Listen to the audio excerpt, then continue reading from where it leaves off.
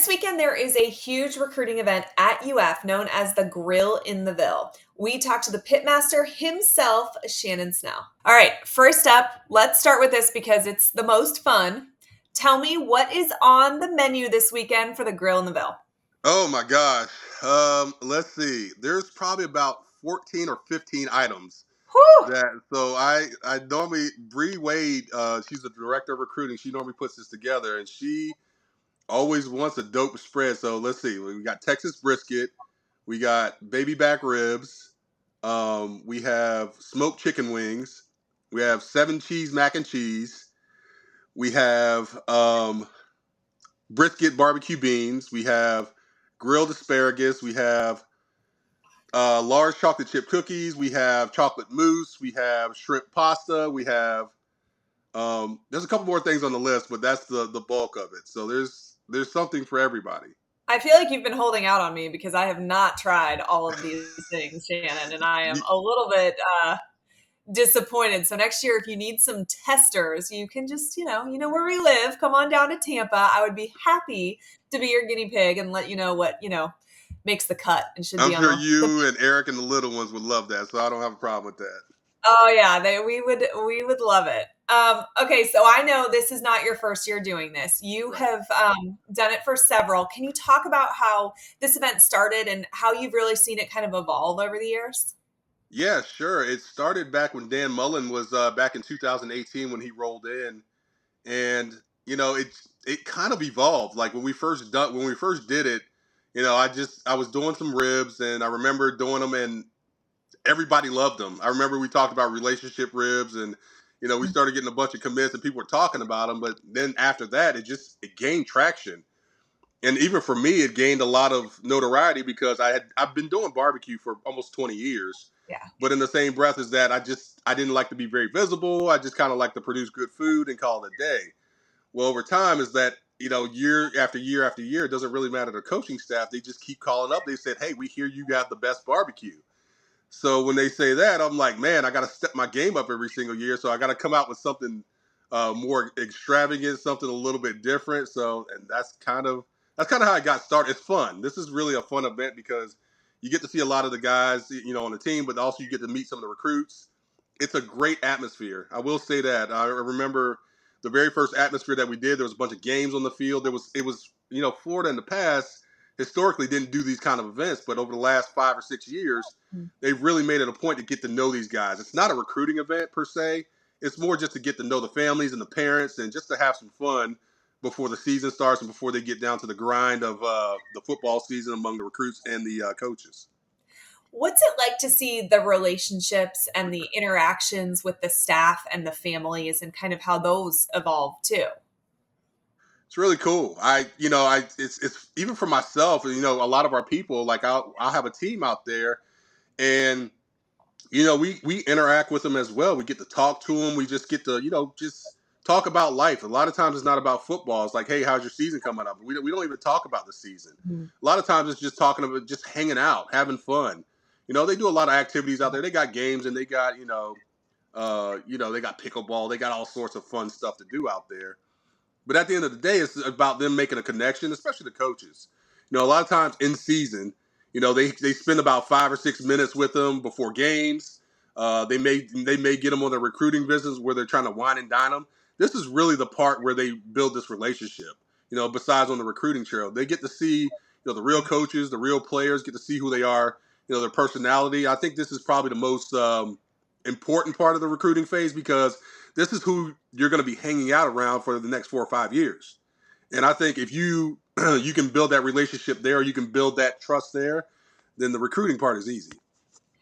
How different is what you see out of the recruits today versus when you attended, recruiting events back when you were a player?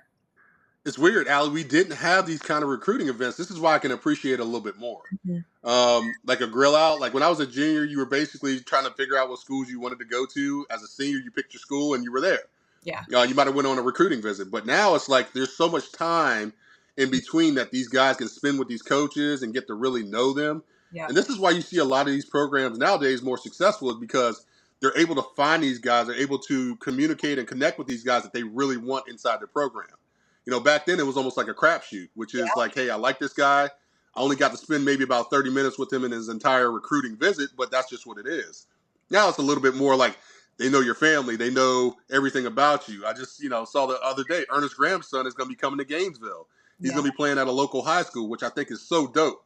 But that's kind of like what I'm talking about. They're able to build that relationship to the point that Miles wants to come to Gainesville to hang out. He wants to be a part of, the Gainesville culture, be around the University of Florida. So these are the kind of events that really pushes that narrative forward. And I think it's so cool that they do that.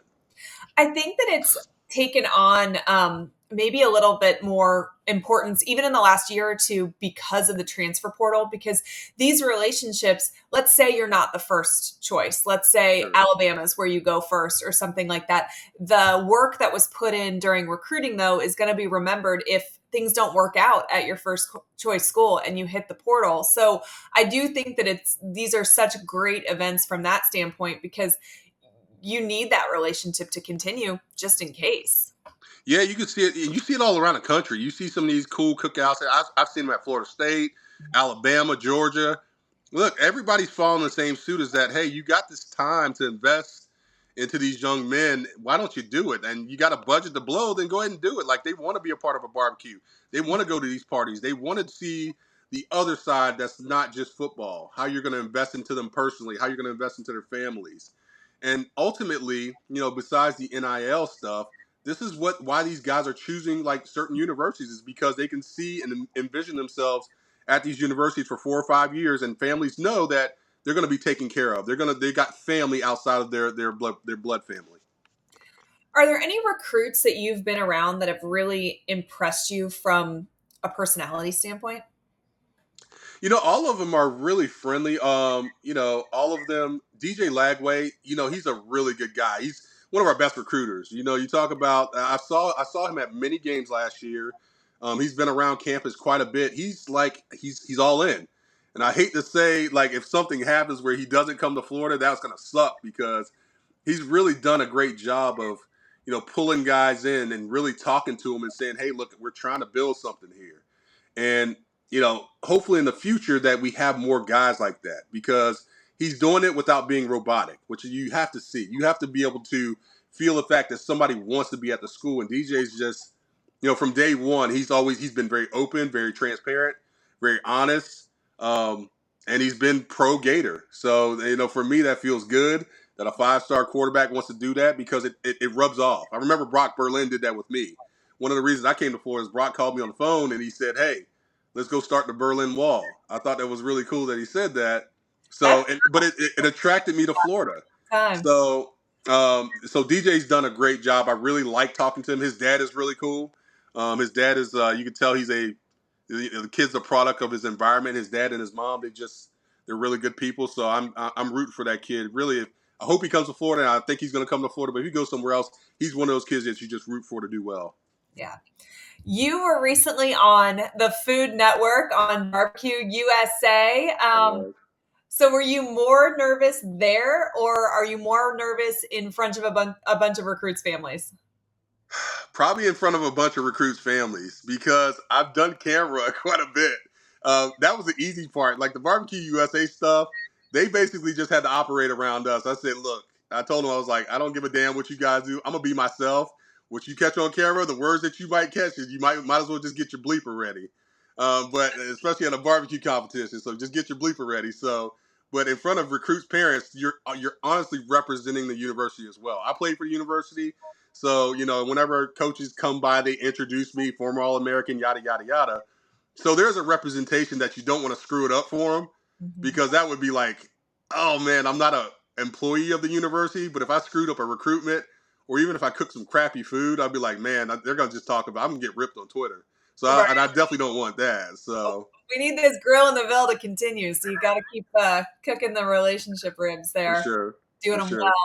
All right, let's finish with this. How much are you out there recruiting for UF while you're at this event, or do you really only have time to be the grill master?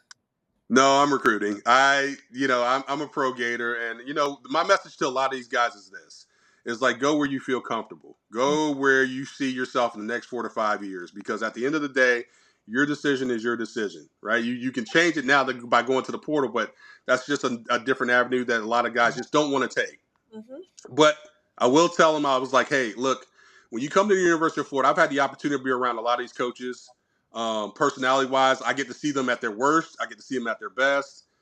This is a good group of guys. And you could say that about a lot of guys, a lot of coaches around the country, but I've been close enough to the University of Florida to say, Billy Napier works hard. He works tirelessly. You got Billy Gonzalez, who I met Billy years ago, and Billy too. So, I mean, just a great guy, great human being. But then you got so many guys on the staff, from Rob Sale to just Josh Thompson, who's the director of operations, who's just, I mean, these guys are unbelievable. So, and I tell these guys, hey, when you get a chance, meet them, talk to them, ask them questions that you may be nervous to ask or that you may never ask in another setting. Because at the end of the day, when you make this decision, these are going to be the questions that you're going to wonder down the line. It's like, hey, why didn't I ask that question, or why didn't I have that conversation? So I'm just very realistic about the University of Florida. I played here. I love it here. Hopefully they do too, but get a chance to know the coaches. And if they did that with the University of Florida coaches, Billy Napier and his staff, they'll get to know that they really like that group. All right, Shannon. Well, we're going to hit you back up afterwards, and you can tell us all about the food and how everybody loved it, because I'm sure that they will. But tell everybody watching where they can follow you so that they can see what you got cooking going football season and everything upcoming. So you can follow me on Twitter at the Big Boss, THEE Big Boss SS, or you can follow me on Instagram at Relationship Ribs. Hey, did they change the symbol on Twitter? They Is did. it like an X now? Yeah, it has a new name. Oh my God, Elon Musk, he's got to quit with this crap, because I didn't even see the bird. I'm like, why is this X on my Twitter thing? Like, did somebody hack into it or something? But yeah, you can follow me at the Big Boss SS on Twitter. That's where I'm at a lot of times, with Relationship Ribs on Instagram.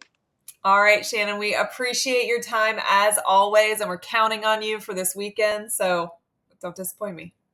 I promise I won't. Take it easy, Allie. All right. Thank you so much. Thanks so much to Shannon Snell for joining me. We broke down some massive targets that UF needs to get on campus this weekend earlier in the week. If you missed that update, click right here.